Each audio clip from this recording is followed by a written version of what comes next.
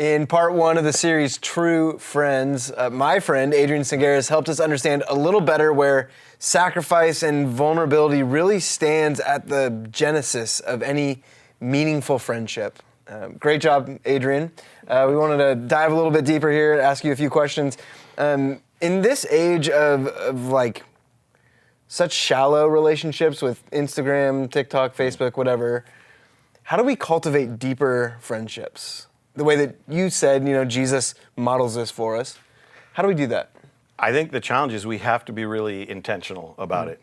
It doesn't just happen. I think probably a couple centuries ago, you just became close friends. You were connected to and dependent on those who lived right by you.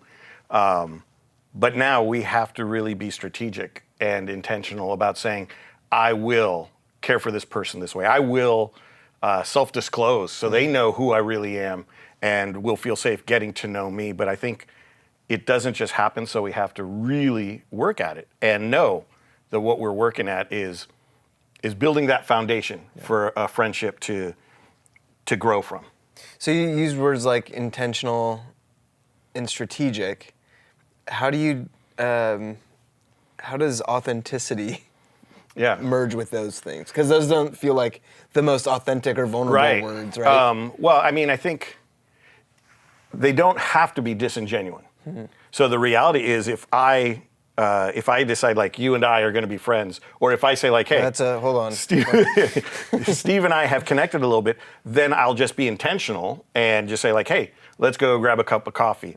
And I will know that when we go grab coffee, sure, we're going to talk about sports or whatever, but I'm also going to know that I'm going to try and get to know you better, where you're from, how you grew up, what you're doing with your life now, and know that that's part of my goal. And not keep it a secret, but be honest with ourselves and with others that like, hey, my plan is to be that kind of friend that Jesus describes. Yeah. Yeah, you talked about, there's an element of some of the things you talked about in the sermon there too, with this idea of sacrifice, which is such a powerful idea, thought, command in a lot of ways from Jesus. Yeah. How do you navigate the tension that I think we all feel? Like you talked about the extremes of like laying down your life, which is an extreme, but it's also exactly what Jesus did and what he calls us to. And then, so there's that, and then how do I navigate that and the tension of also needing to care for myself and like what makes me the healthiest version of myself within that? So like, am I giving all of me to everyone, or right? So how does that work? I think it's not being codependent, which I think could be very dangerous for us if we don't clarify, if we don't distinguish the two. What it's doing is saying, that's why we have to be intentional with ourselves and say like, hey, my goal is to be the best friend to you and be able to sacrifice. That doesn't mean no matter what. It doesn't mean if you call me up in the middle of the night and say like, hey, could you bring over McDonald's, that I'm just going to do that. I'm going to look at what is best for you. What is the most loving thing? It is not the most loving thing for you to be dependent on me for someone to be your Uber Eats driver. Right. But I think that part of it is recognizing that a healthy Adrian is a much more loving and better friend than an unhealthy Adrian. And so there is that, I don't know if I'd even say balance, because I don't think there's a tension. I think there's an understanding that I have to prioritize my friendship with Jesus first. And out of that ought to come a healthy and increasingly healthy relationship with you, friendship with you. They're not in tension with each other. There's not a balance of, okay, I got to spend this much time on my own life and my own health, and then I can budget this much time with you. It really ought to come from an overflow of my healthy relationship with Jesus, my healthy friendship with Jesus, then makes me want to be a healthier friend. Would you say there's an overflow the other way too? Like when I love people really well, it helps me love Jesus? Oh, 100%. Yeah, I mean, I think... Which is why I think there's not that tension or balance, because it's...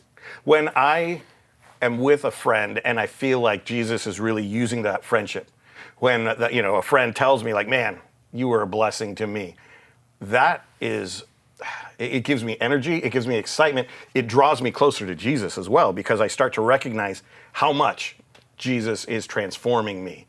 The whole iron sharpens iron thing, friendship makes me more like Jesus as I love more like Jesus. And that is, I don't know how to say it other than it gives energy. It gives excitement and passion and just draws me closer to Jesus.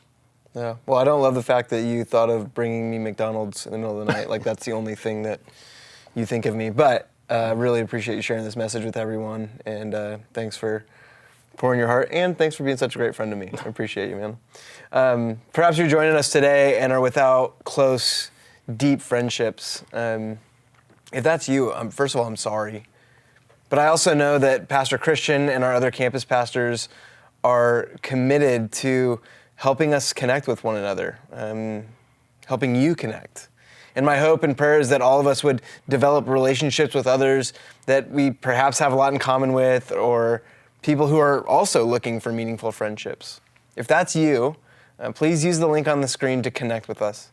Take a step to be vulnerable and courageous, and let us help you step out. I'm so glad you were here today. I can't wait for this series to continue, this conversation to continue. We'll see you next time.